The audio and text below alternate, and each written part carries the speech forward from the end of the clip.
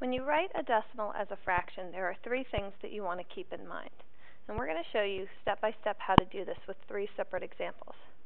The first thing to keep in mind is how you would say the decimal. Okay? If I were going to say this decimal, I would say 7/10. The way you say this tells you what denominator you're going to use. Since it's 7/10, that means my denominator is going to be a tenth. It might be in the hundredths or in the thousands and so on. And so that helps me figure out how to write this as a fraction.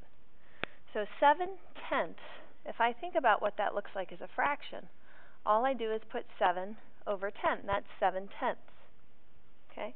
Now the second thing to keep in mind is once you've done that first part of your problem, where you think about how to say your decimal, in this case 32 hundredths, and that tells you hundredths is going to be your denominator, the next thing you need to keep in mind is your fraction in simplest form? Once you've written a fraction, you need to make sure that fraction is in simplest form.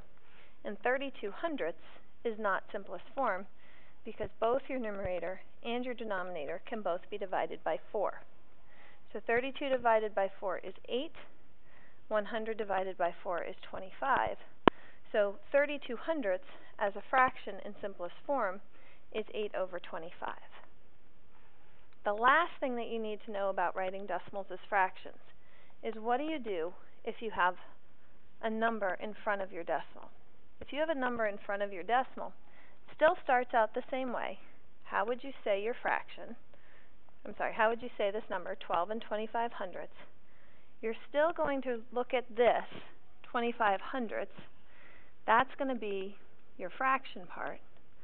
The only thing to keep in mind is when you have a number in front of your decimal point, you're going to end up with a mixed number. So the number in front tells you you've got a mixed number instead of just a regular fraction. Now we still have to go back here and make sure this is in simplest form. When I look at 12 and 25 hundredths, 25 and 100 have a common factor of 25. So I'm going to divide 25 by 25 and I get 1. 100 divided by 25 is 4. So it's actually 12 and 1/4.